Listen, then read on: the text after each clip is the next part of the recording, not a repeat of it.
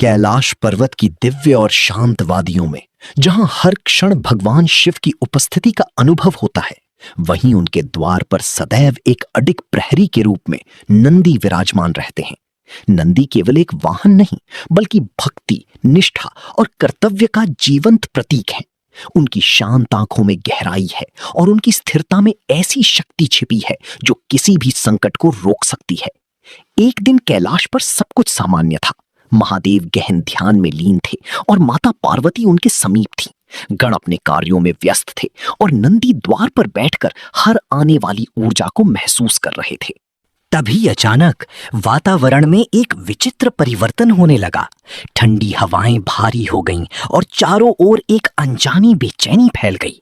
दूर से एक तेज जलता हुआ प्रकाश कैलाश की ओर बढ़ता दिखाई दिया। ये कोई साधारण शक्ति नहीं थी, बल्कि विनाश का संकेत था। वो था कालकीय असुर, जिसने कठोर तपस्या कर अग्नि और मायावी शक्तियां प्राप्त कर ली थीं। उसके मन में केवल एक ही उद्देश्य था, कैलाश पर अधिकार जमाना और महादेव को चुनौती देना। जैसे ही वो द्वार के समीप पहुंचा, नंदी ने अपनी आंखें खोली और शांत स्वर में उसे रुकने का संकेत दिया। काल के अहंकार से हंस पड़ा और नंदी का अपमान करते हुए बोला कि एक साधारण बैल उसे रोक नहीं सकता। उसने बिना किसी चेतावनी के अग्नि चक्र नंदी की ओर फेंक दिया। उस प्रचंड अग्नि ने पूरे वातावरण को जला दिया, लेकिन नंदी ने बिना विचलित हुए उस वार को सह लिया। उनका शरीर तपने लगा, पर उनके मन में केवल एक ही संकल्प था, अपने स्वामी की रक्षा करना।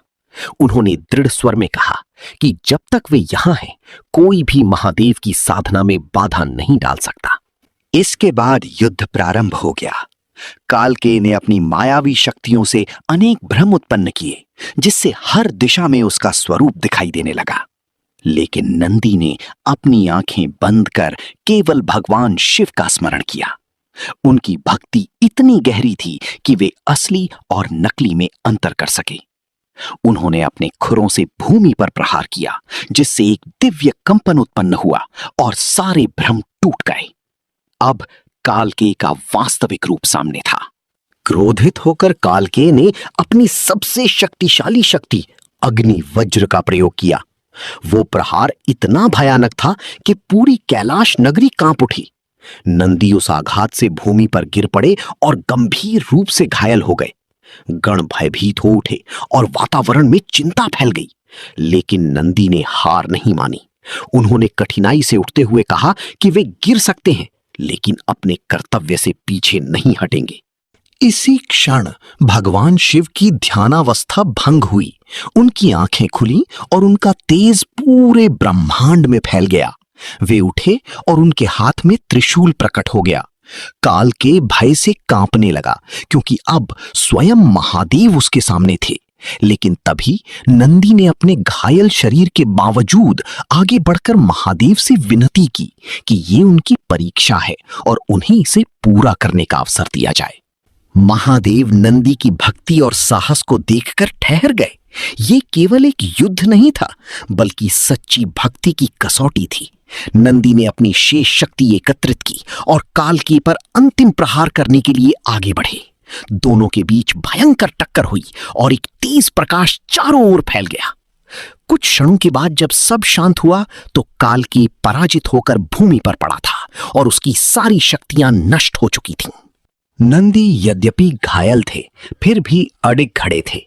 तभी भगवान शिव उनके पास आए और अपने कर कमलों से उनके सिर को स्पर्श किया। उसी क्षण नंदी के सभी घाव भर गए और वे पुनः पहले जैसे शक्तिशाली हो गए।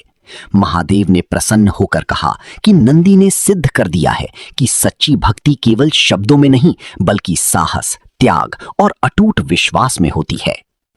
इसके बाद भगवान शिव ने नंदी को एक दिव्य वरदान दिया कि जो भी भक्त उनके दर्शन करना चाहेगा, उसे पहले नंदी के दर्शन करने होंगे, क्योंकि नंदी केवल उनके वाहन नहीं, बल्कि धर्म के रक्षक और भक्ति के प्रतीक है।